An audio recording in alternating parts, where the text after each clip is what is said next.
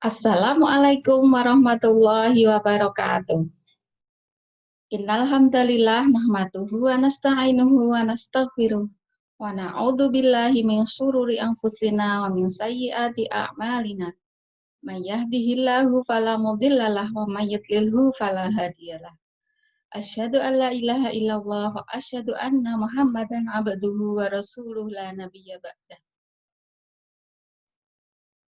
Kepala TKIT Insan Kuantum yang insya Allah dirahmati Allah, Yayasan Insan Kuantum yang kami hormati, beserta ayah bunda, wali siswa, PAUD Islam Terpadu Insan Kuantum, yang insya Allah berbahagia dan dirahmati Allah, beserta guru, karyawan, semua yang kami banggakan. Alhamdulillah pada kesempatan pagi hari ini, saya bisa menghadap ayah bunda semua untuk bersama-sama sharing, berbagi ilmu.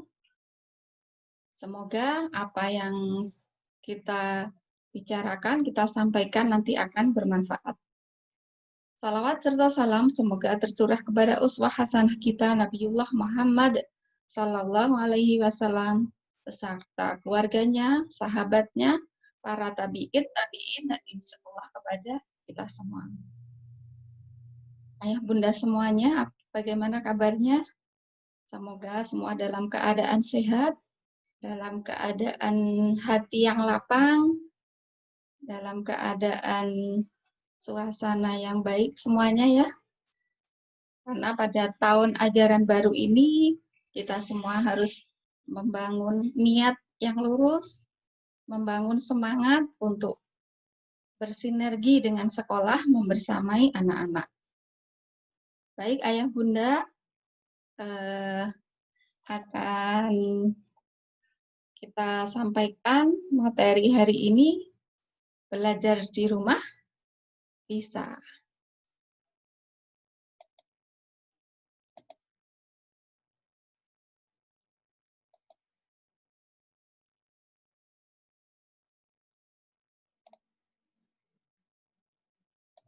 Nah, ayah bunda, mungkin perlu sedikit perkenalan ya ayah bunda. Saya Sugeng Sri Lestari atau biasa dipanggil dengan Tari, itu sehari-hari sebagai ibu rumah tangga 4 anak ya. Saya yang paling besar sudah SMA, yang nomor 2 SMP, yang nomor 3 dan nomor 4 SD. Kemudian saya sehari-hari juga mengasuh dan membersamai anak-anak beserta bu guru di TKIT atau RA Araihan, Bantul.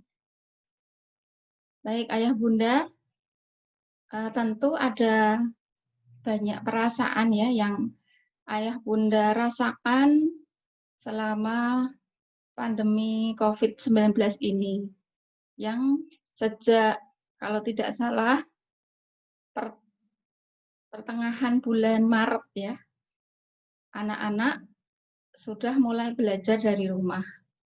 Dalam waktu yang panjang itu, Masya Allah luar biasa mungkin ya, pengorbanan, perjuangan ayah bunda dalam membersamai anak-anak semuanya. Nah, mungkin ada perasaan cemas gitu ya, cemas dengan kondisi yang tidak menentu, kemudian beban-beban kerja, beban-beban membersamai ananda, kemudian barangkali ada orang tua, bapak ibu, ayah bunda yang terdampak gitu ya, ada yang kehilangan pekerjaan, ada yang mungkin penghasilannya menurun, tidak seperti biasanya. Semoga Allah memberikan kemudahan dan jalan keluar untuk kita semua. Karena Allah Subhanahu wa taala sudah menjanjikan orang yang mukmin, orang yang bertakwa pasti akan mendapatkan jalan keluar. Nah, mungkin ada juga perasaan galau atau sedih karena apapun aktivitas kita itu terbatas gitu ya. Apabila kita bisa bekerja keluar rumah, juga tidak bisa leluasa, harus memakai masker, harus menjaga jarak, tidak bisa bersalaman, apalagi cipika-cipiki ya. Ya, tidak apa-apa. Semoga berjalannya waktu ayah bunda sudah bisa mengemas, mengelola cemas, galau, sedih, dan bahagia itu dengan coping stres ya, mencari solusi stres itu dan tetap berbahagia seperti itu harapannya ya ayah bunda. Karena sesungguhnya stres itu bisa menjadi positif atau bisa menjadi negatif. Nah, stres yang membuat negatif itu namanya distress. Tetapi ada juga cemas yang bisa justru membangkitkan kita untuk semangat gitu ya. Itu namanya eustress gitu ya. Semoga ayah bunda bisa mengemas stres itu menjadi positif, menjadi pendorong kita untuk melakukan yang terbaik gitu ya. Seperti itu. Jadi kita sebenarnya memang baru dalam masa sulit gitu ya. Tetapi sesungguhnya banyak sekali yang bisa kita jadikan hikmah gitu ya.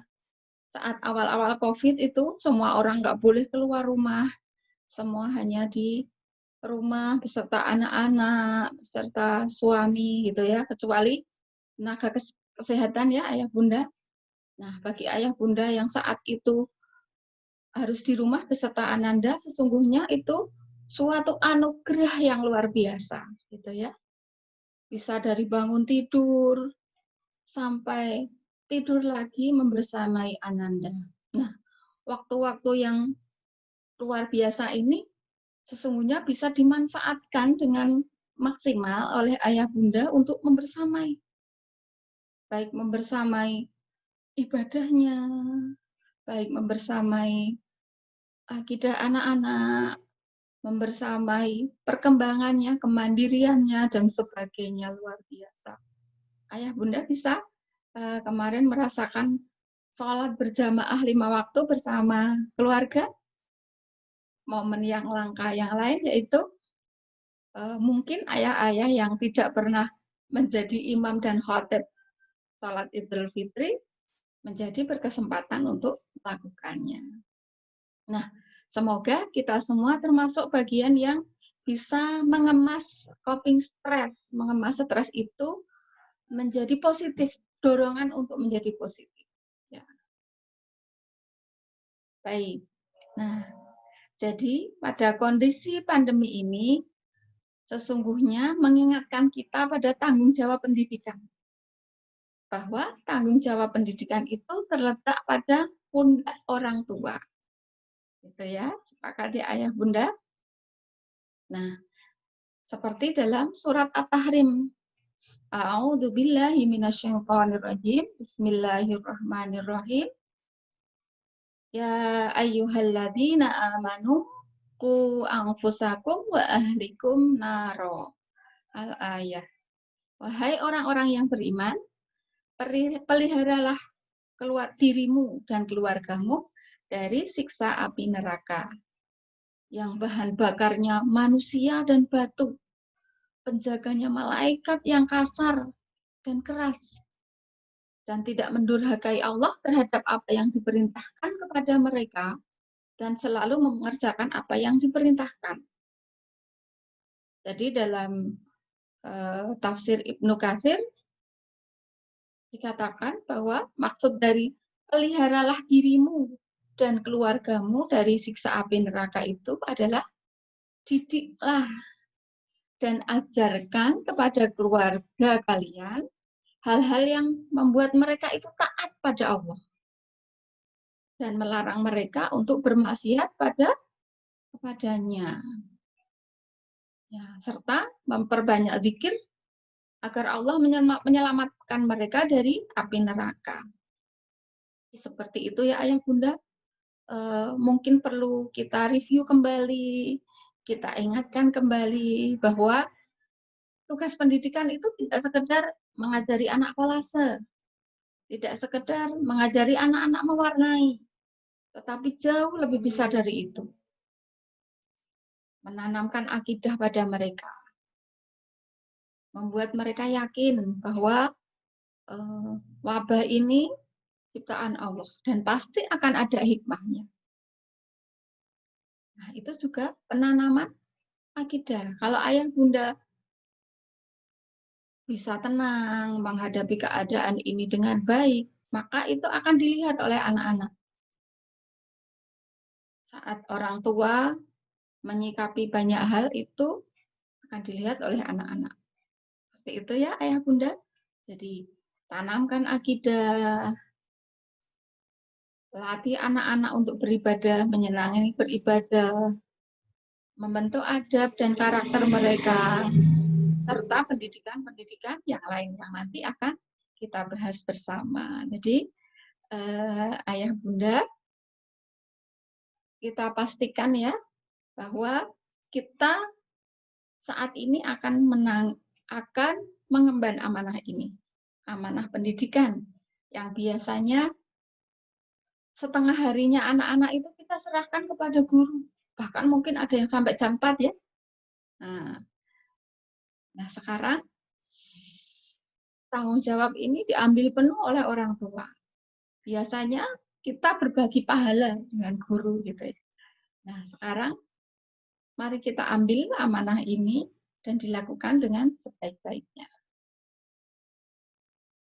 Nah, kemudian tanggung jawab orang tua apa terhadap anak? Yang pertama, menerima kehadiran anak ini sebagai amanah dari Allah Subhanahu wa Ta'ala. Ayah bunda bisa bayangkan apabila sampai saat ini tidak dikaruniai putra, tentu akan sangat sedih sekali.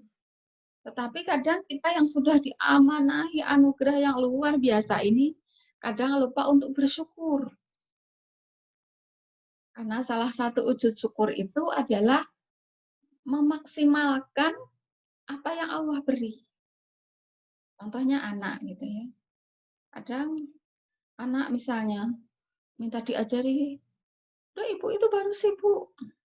Bapak baru sibuk," misalnya. Nah, mungkin kita sedang lupa saat itu bahwa anak itu adalah amanah yang Allah titipkan kepada kita untuk dididik, dirawat sebaik-baiknya.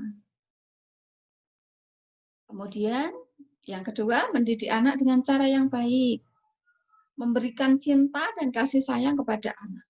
Nah, ini juga bagian dari ujian kita ya, ayah bunda, yang mungkin hampir kebanyakan dari ayah bunda itu bekerja, gitu ya. Bahkan bekerjanya sekarang jam kerjanya lebih panjang misalnya. Ataupun bunda yang di rumah tetapi juga bekerja di rumah gitu. Sampai maaf kita lupa mencurahkan kasih sayang kita kepada anak-anak gitu ya. Asal anak diam sudah. Padahal tugas kita itu tidak hanya sekedar mencukupi makannya saja, mencukupi minumnya saja, membelikan pakaian yang cukup dan sebagainya, tidak. Tetapi tanggung jawab yang paling utama adalah mendidiknya. Dan mencukupi kebutuhan anak itu jauh lebih mudah daripada mendidiknya. Betul ya ayah bunda? Nah, selanjutnya tidak membeda-bedakan antara laki-laki dan perempuan dalam hal kasih sayang. Nah, itu harus berhati-hati ya ayah bunda apabila kadang kita punya kecenderungan untuk lebih sayang pada anak yang kecil misalnya, atau lebih sayang kepada anak yang penurut. Padahal mungkin yang tidak penurut itu punya banyak kelebihan. Kemudian mewaspadai segala sesuatu yang mungkin mempengaruhi pembentukan dan pembinaan anak. Ayah bunda, seharusnya kita sebagai orang tua sering membuat evaluasi raker gitulah, boleh ya, raker gitu, raker antara ayah dan bunda. Biasanya kan bunda yang setiap hari membersamai anak-anak. Misalnya kita mendapati, oh sekarang anak-anak itu melihat TV-nya jauh lebih banyak. Atau sekarang tidak mau ngaji. Nah itu perlu suatu yang diwaspadai. Gitu ya. Kemudian dibicarakan berdua sama ayah. Di banyak penelitian, orang tua yang kompak itu akan mempengaruhi hasil didikan dari orang tuanya. Kalau orang tuanya kompak, hasil didikannya juga akan lebih baik. Kemudian tidak menyumpahi anak. Ini kadang mungkin bunda-bunda ya atau ayah ya yang apabila anaknya sedang rewel, bermasalah, tidak sengaja mengeluarkan kata-kata yang tidak baik, misalnya nakal, atau menyumpahi yang lebih buruk lagi. Dan sesungguhnya apa yang kita katakan itu adalah doa. Ayah bunda tahu ada seorang jenderal gitu ya, yang dia itu jadi jenderal, dan ada seorang imam masjid besar di Arab gitu ya. Beliau itu jadi imam besar karena doa yang tidak sengaja oleh ibunya. Saat anaknya nakal sekali, sudah marah sekali, ibunya mendoakan sambil mungkin agak jengkel gitu ya di hatinya. Semoga kamu nanti jadi imam besar ya nak. Nah ternyata satu kata saat orang tua marah pun akan didengar doanya oleh Allah. Dalam kesempatan yang lain juga orang tua mendoakan anaknya akan tertimpa bangunan. Nah, ternyata betul kejadian.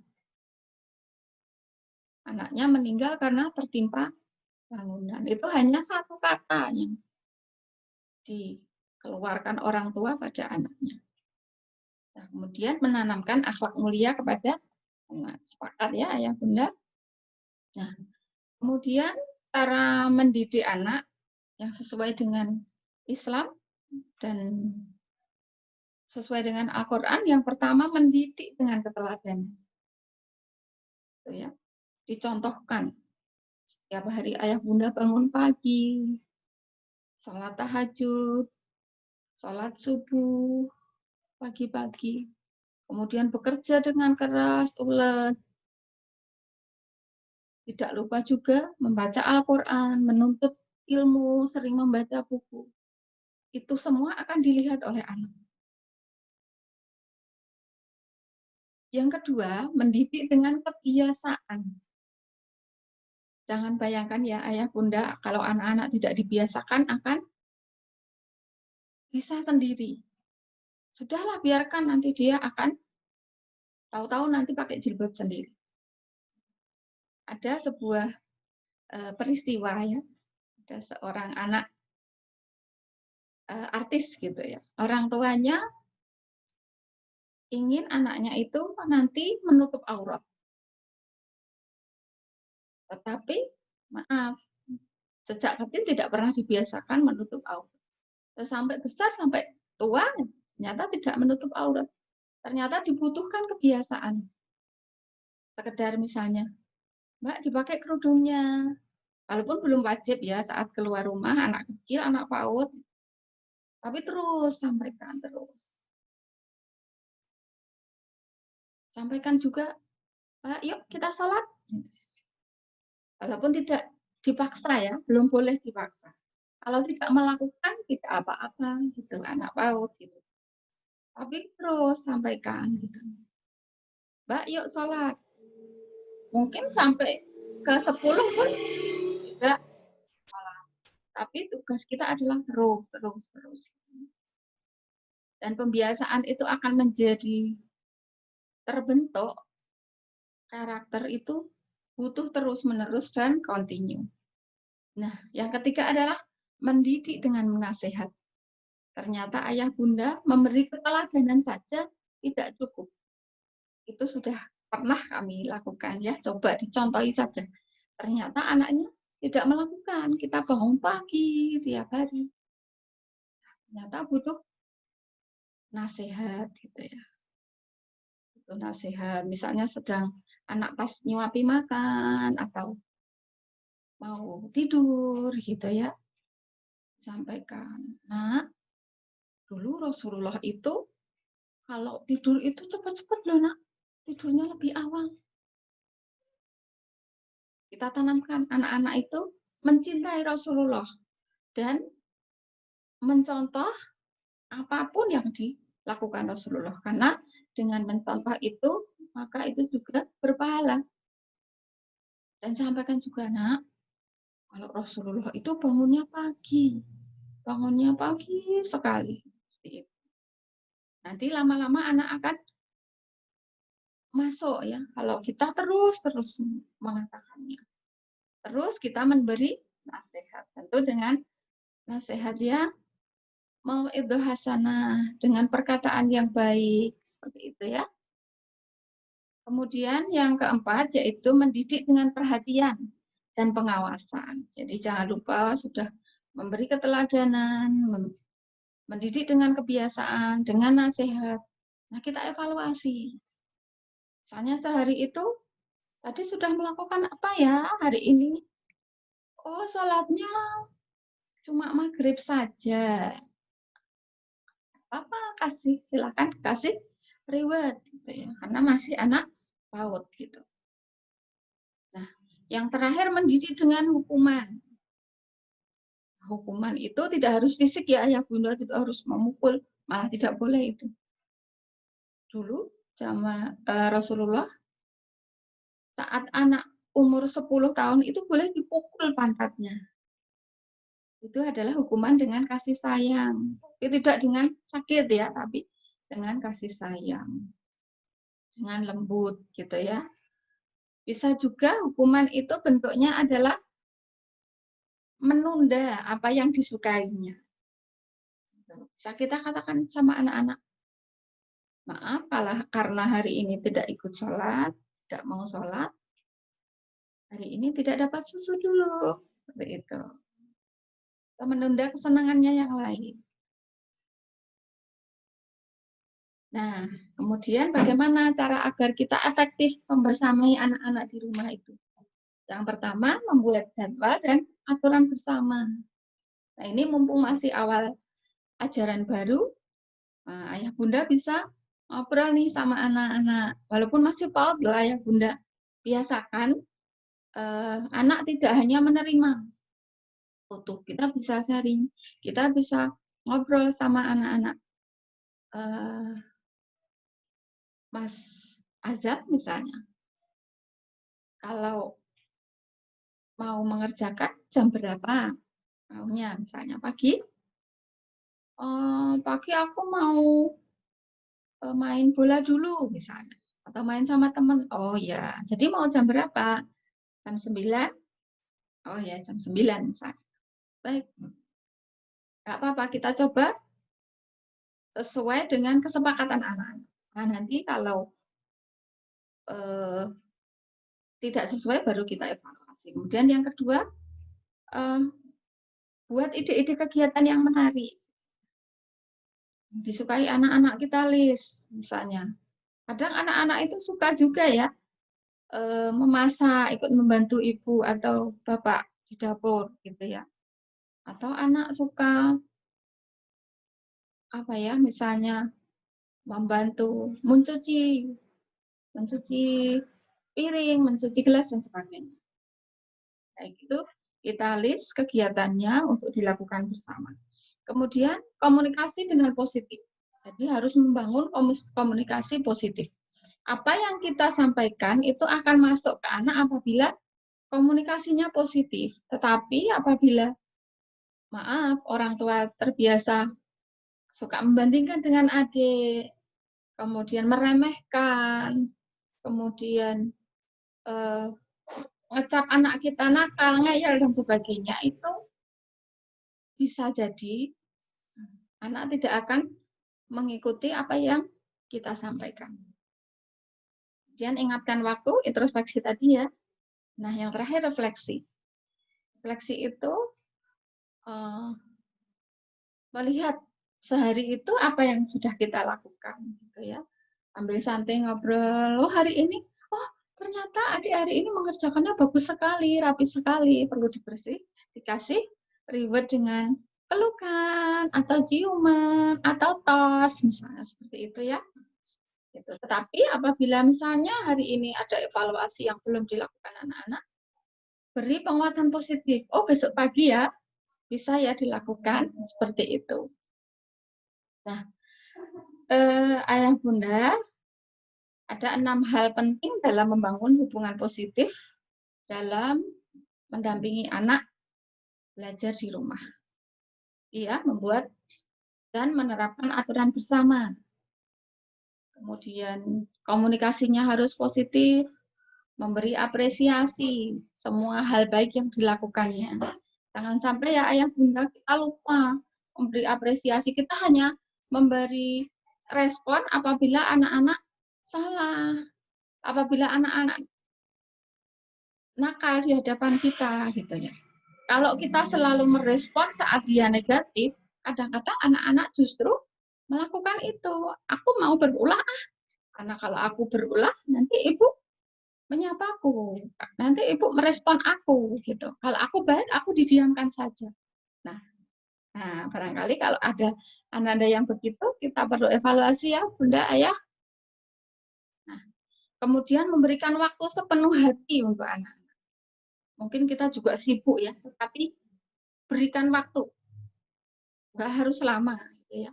Berikan waktu untuk anak, untuk menyapanya, ngobrol dengan dia, menanyakan bagaimana perasaannya, dan sebagainya. Kemudian boleh juga memasang hasil karya anak-anak di dinding kamar sebagai bentuk apresiasi. Nah, ini ada fakta ya, Bunda. Women speak about, nah, wanita setiap hari berbicara 20.000 kata. Sedangkan laki-laki berbicara 7.000 kata. Nah, Bunda merasa ya, kalau ayah biasanya hanya ya atau tidak seperti itu. Nah, ini sebenarnya modal yang luar biasa banyak dari Allah untuk ibu-ibu, untuk para mama gitu ya. Jadi diberikan banyak kata itu adalah untuk, kalau bahasa Jawanya itu gretek. Modal kita orang ibu itu hanya gretek. Misalnya tadi ya, untuk mengingatkan sholat, mengingatkan makan yang sehat, terus saja sampaikan. Tapi dengan bahasa yang positif, dengan intonasi yang positif, dengan emosi juga yang positif. Kalau ayah bunda merasa, kok anakku nakal, ngeyel ya, bunda, anakku nggak mau nggak mau melakukan yang diperintahkan. Nah, barangkali yang dikatakan itu dengan tadi intonasi yang kurang bagus atau dengan emosi yang kurang bagus. Saat kita marah ya kadang meninggi gitu ya, Bunda. Nah, maka Allah memberikan 20.000 kata setiap hari itu harus kita manfaatkan sebaik-baiknya agar anak menjadi baik. Katakan hanya yang baik pada anak. Mungkin barangkali dengan mendidik anak ini, maka akan membawa ayah bunda semua ke surga gitu ya. Nah, kemudian apa yang akan kita tanamkan pada anak? Yang pertama akidah, ada Al-Quran ya, dibiasakan sesudah maghrib itu ngaji misalnya. Jangan sampai saat maghrib TV masih menyala ya ayah bunda. Kemudian tanamkan karakter jujur, bertanggung jawab, life skill, kemandirian, dan sebagainya. Jadi mari ya ayah bunda kita siapkan diri kita untuk benar-benar mendidik anak-anak ini di masa pandemi ini dengan sebaik-baiknya. Semoga ayah bunda diberikan kesabaran, diberikan semangat, dan anak-anak menjadi anak-anak yang salih dan salih. Barangkali yang saya sampaikan tidak perlu berpanjang lebar, lebih baik nanti banyak berdiskusi, sharing, atau tanya jawab. Saya serahkan kepada MC. Assalamualaikum warahmatullahi wabarakatuh.